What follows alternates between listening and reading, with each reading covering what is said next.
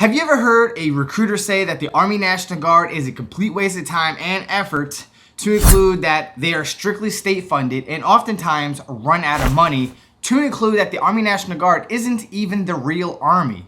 Hard pass? Jesus. These are exactly the type of statements that I would expect from an active duty / reserve recruiter when asked by a potential applicant for their opinion or for more information about the Army National Guard. And for me, that is a hard pass. Do not pass go. They're straight up capping you. Do not. Whew. To me, this is a huge red flag and you should run for the hills. Those are completely false statements, and lucky for you, you are here now and I am going to set the record straight. So buckle up, Buttercup. It's about to go down. Let's begin.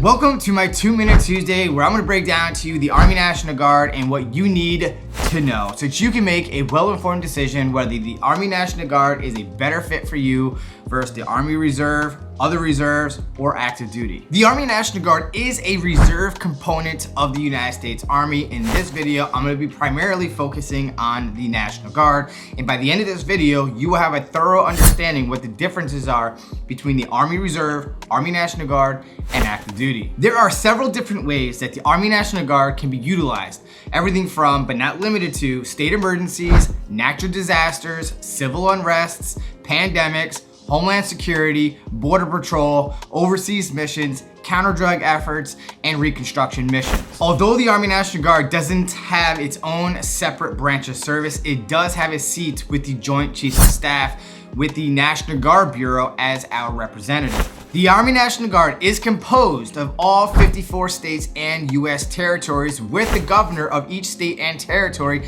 as the commander-in-chief for the National Guard when not under federal activation or control. Unlike the reserves and the rest of the military, the Army National Guard has a unique dual mission serving both federal and state missions. The reserve is federally controlled with a federal mission with a direct support to serve for the U.S. active duty Army. So the major difference between the Army Reserve and the Army National Guard is that if there is ever a state emergency, natural disaster, or anything that happens within our respective states only, and I say again, only, the National Guard is called upon, unless it's catastrophic and we need additional assets, which is on a case-by-case basis. Now, there's nothing wrong with active duty or the Army Reserve or the Army National Guard. We are all excellent options, and I don't want any usurek recruiters or somebody else from another branch of service saying that the National Guard is not the best option. I'm not saying that we are a best option, but I'm going to break down to you some of the reasons why you may want to check out the National Guard for yourself. Serving in the Army National Guard means that at minimum, you will be working 2 days per month, meaning 1 weekend per month, and 2 to 3 weeks out of the year, usually or typically around the summertime. You will be serving under a federal status every time you do your drill weekends, your annual training, your initial entry training, any specialty schools, leadership schools, etc., etc. Those are federal funds. While in the Guard, you can serve full-time with limited opportunities under state active duty, federal active duty such as AGR, ADSW, OTOT, and more, to include military technician, counter drugs, so on and so forth. I did a phenomenal, highly informative video that I'll link down in the pinned comment or in the description area for you to check out later on. I highly suggest you go watch that video. Outside of the Guard being 2 days per month, you literally could do whatever you want as long as it's legally, ethically, and morally correct, meaning that you could work full-time, go to school full-time, part-time, or the combination of thereof. It is entirely up to you. From time to time, somebody will be concerned about their civilian job as far as job security, meaning that if they join the Reserve or Guard, that they're gonna get fired or discriminated against, and there are federal laws that will protect you that are in place. I will link the esgr.gov website down below in the pinned comment or in the description area for you to check out, that spells out the employers and the employees' rights. So as long as you play by the rules, you are federally protected by law, and your company cannot play FF games with your career.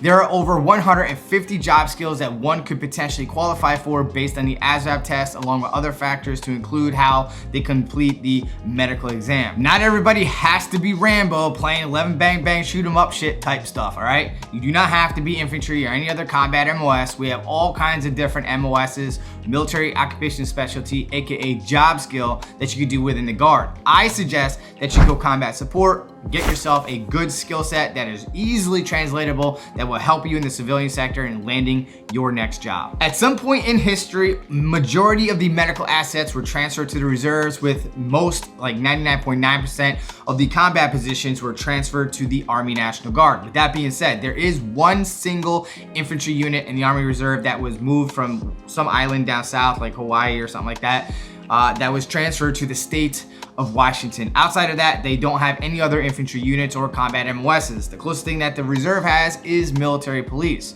So all of the combat assets are in the Army National Guard, to include special forces. So if you want to go special forces and you don't want to go full-time active duty, check out the Army National Guard. Say less, fam, we got you. Your job and or your unit could play a role on how often or frequently you are activated or deployed overseas. Some are activated more often than others. On the other token, it is also possible that you may never deploy overseas as well, but you can volunteer if being deployed is something that is meaningful to you and that you really have a desire to serve your country overseas. There is a way. You can even join straight out of high school like I did in your senior year, to include a high school junior. If you're a high school junior, 17 years old, on track to graduate, you could leverage the split training option, where you will complete your Army basic training, 10 weeks of training between your junior and your senior year, and then upon successfully graduating high school the following year, you will complete your phase 2 of training, which is your AIT, your advanced individual training, aka job skill training, whatever it is that you signed up to do in the Army National Guard. It doesn't matter if you're going active duty, Army Reserve, or Army National Guard, we all get the same training at the same locations. You're gonna go through reception first, which is where you in process and get ready for Army basic training, which is roughly a week long. Then you have 10 weeks of Army basic training to transition you from a civilian into a badass soldier. Then you're gonna move on to your AIT, or your advanced individual training, to do your job skill training, whatever it is that you signed up to do in the National Guard. On average, expect to be in training for a minimum of 4.5 to 6 months. All of the eligibility requirements to join the Army National Guard is going to be the same whether you're going active duty, reserve, or Guard. There is zero difference. So if you're eligible for the Army, you're eligible for the Reserve and the National Guard. So you have to remember that the Guard serves both state and federal missions, which gives us access to both federal and state funds. When comparing the Guard versus the Reserve, anything on the federal side of the house is exactly the same. Getting federal pay when under federal status to complete your drills, annual training as previously described, all of that is the same. That is federal funding. Furthermore, when it comes to education, the federal tuition assistance, the 1606 Select Reserve Montgomery GI Bill is all completely the same, to include the medical through the TRICARE Reserve Select program, or the dental program through United Concordia. All of the federal benefits are the same. There is no difference. The major difference, because we have that added responsibility to our individual states and US territories, right? We have access to state funding, with the biggest benefit being the state tuition assistance, with often paying up to 100% for all community and state colleges or universities. That is probably going to be the biggest contributing factor in whether you feel that the National Guard is a better fit for you over the Army Reserve. When deciding whether to go Guard or Reserve, if you are a full-time college student, this is the only time I will ever tell you to strongly encourage you to go Guard over the Reserve, is because most states pay up to 100% through the state tuition assistance program. The Army Reserve only has a federal mission and is federally controlled and does not have access to the same state benefit. So you're gonna want to go Guard over the Reserve. Again, this is the only time I will ever say that.